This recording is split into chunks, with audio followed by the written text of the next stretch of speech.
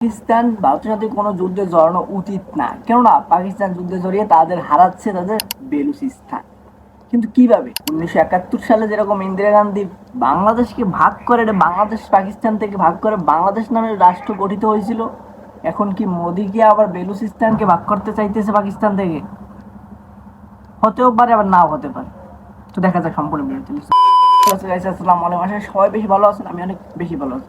আজকে ভিডিওটা বেলুচিস্তান নিয়ে। বেলুচিস্তান পাকিস্তানের একটি সবথেকে বড় প্রদেশের নাম বেলুচিস্তান। বেলুচিস্তানের ভাষা, তাদের জাতিগত ভাষা, তাদের সবকিছু ভিন্ন। যেরকম বাংলাদেশ ছিল, বাংলাদেশের জাতিগত ভাষা ছিল বাংলা, কিন্তু পাকিস্তানে ছিল উর্দু। ওখানে পাকিস্তানের উর্দু, কিন্তু তাদের নিজস্ব ভাষা রয়েছে বেলুচিস্তানের। তাই তারা অনেক আগে থেকে স্বাধীনতার জন্য সংগ্রাম চালিয়ে যাচ্ছে, কিন্তু এখন কখনো সফল হতে পারতেছে না। এদের অনেক নেতাকর্মী পাকিস্তান তাদের নিজস্ব সেন্ট্রাল কারাগারে আটকে রেখেছে। আপনাদের মনে আছে কিছুদিন আগে যে একটি ট্রেন আটকে রেখেছিল, কিছু সন্ত্রাসী নামে নামকরণ করেছিল? সন্ত্রাসী ছিল না, ওরা ছিল বেলুচিস্তানের স্বাধীনতাকামী সৈন্য। ওরাই ওই দিন ট্রেন আটকে ছিল ওদের সৈন্য ছেড়ে দেওয়ার জন্য। ওদের যে নেতা কর্মী ছিল, যে যারা পাকিস্তান আটকে রেখেছিল স্বাধীনতার বিপক্ষের জন্য, তাদেরকে ছেড়ে দেওয়ার জন্য। কিন্তু আপনার মাথায় একবার ভাববে, 1971 সালে ইন্দিরা গান্ধী বাংলাদেশকে ভাগ করে দিতে পেরেছিল, কিন্তু কিভাবে?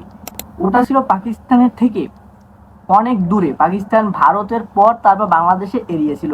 পাকিস্তান শাসন করতে খুব কঠিন হয়েছিল, বাগার ভিতরে ছিল ভারত, নেপাল, অন্যান্য প্রদেশ। কিন্তু পাকিস্তানের পাশেই বেলুচিস্তান, মাঝখানে নাই কোনো বাধা, নাই কোনো কিছু। তারপর এরা স্বাধীন কিভাবে হইতে চায়, কিংবা হইতে কিভাবে পারবে? এবার তো একদম সফলতার দ্বার প্রান্তে বেলুচিস্তান, স্বাধীনতার একেবারে দ্বার প্রান্তে। বেলুচিস্তান সংগ্রামী মানুষগুলো মাঠে নেমেছে, এবার স্বাধীন হয়েই ছাড়বে। এবং বেলুচিস্তান এই সংগ্রামের নেতৃত্ব দিচ্ছে এক নারী। ওই দিন থেকে 1971 সালে যেরকম নেতৃত্ব দিয়েছিল বঙ্গবন্ধু শেখ মুজিবুর রহমান দেশকে স্বাধীন করার লক্ষ্যে, আজকে বেলুচিস্তানকে এইরকম নেতৃত্ব দিচ্ছে এক নারী, তাদেরকে দেশটাকে স্বাধীন করার উদ্দেশ্যে। 1971 সালে দীর্ঘ 9 মাস যুদ্ধ করে আমরা একটি রাষ্ট্র পেয়েছি, নাম তার বাংলাদেশ।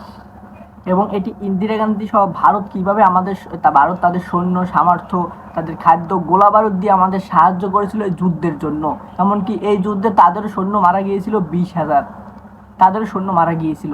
তারা আমাদের জনগণ তাদের দেশে শরণার্থী হয়েছিল, তাদের দেশে তারা রক্ষা করেছিল। অনেক মানুষ পালিয়ে ভারত চলে গিয়েছিল, কিন্তু বেলুচিস্তানের সেরকম কিছুই তারা ভারত করতে পারে না। না পারলেও ভারত তাদের গোয়েন্দা সংস্থা র দ্বারা পরিচালিত মিশনগুলোর মাধ্যমে তারা এরকম ভাগ করা অনেক ষড়যন্ত্রে লিপ্ত।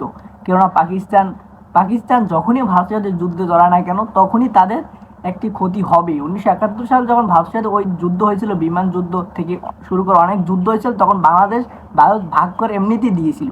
বাংলাদেশে সকল প্রকার সহায়তা করে, আন্তর্জাতিক চাপ রক্ষা করে, বাংলাদেশকে সহায়তা দিয়ে তারপর বাংলাদেশকে স্বাধীন করেছিল। বাংলাদেশ সর্বপ্রথম স্বাধীনতার স্বীকৃতি দিয়েছিল ভারত।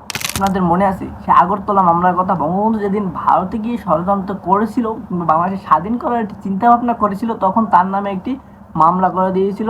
সেটা হলো আগরতলা, ভারতের আগরতলা সাম্রাজ্যে তিনি এই ষড়যন্ত্রে লিপ্ত হওয়ার কারণে দেশবিরোধী, তাই তাকে মামলা করে জেলে নিয়ে গিয়েছিল। যেমন বেলুচিস্তানও ভারতে গিয়েও, বেলুচিস্তানের কিছু নেতা ভারতে গিয়েও এই ষড়যন্ত্র চালাচ্ছে, কিন্তু ভারত ওই রকমভাবে যুদ্ধ অস্ত্র বা সৈন্য সামর্থ্য দিয়ে কখনোই সাহায্য করতে পারবে না, পারার দরকারও নাই। কারণ বেলুচিস্তানদের রয়েছে নিজস্ব তৈরি সৈন্য সামর্থ্য, বস্ত্র, নিজস্ব, তেমন তারা অনেক কিছু দিয়ে বঞ্চিত। বাংলাদেশের মতো সেদিন বাংলাদেশ যেরকম বঞ্চিত হয়েছিল, বেলুচিস্তানও সেরকম অনেকভাবে পাকিস্তান থেকে বঞ্চিত। তাই তারা এখন বিভক্ত হইতে চায়, কিংবা নতুন রাষ্ট্র গঠন করতে চায়। আমি অনেক তথ্য দিলাম, আশা করি সবাই দোয়া করেন যাতে বেলুচিস্তান স্বাধীন দেশ হিসেবে গঠিত হয়। অবশ্যই এটা স্বাধীন রাষ্ট্র বিশ্বের বুকে ভালো কিছু বয়ে আনে। অবশ্যই এই পর্যন্ত ভিডিওটা ভালো লাগলে লাইক, কমেন্ট, সাবস্ক্রাইব করে দিন। বাই।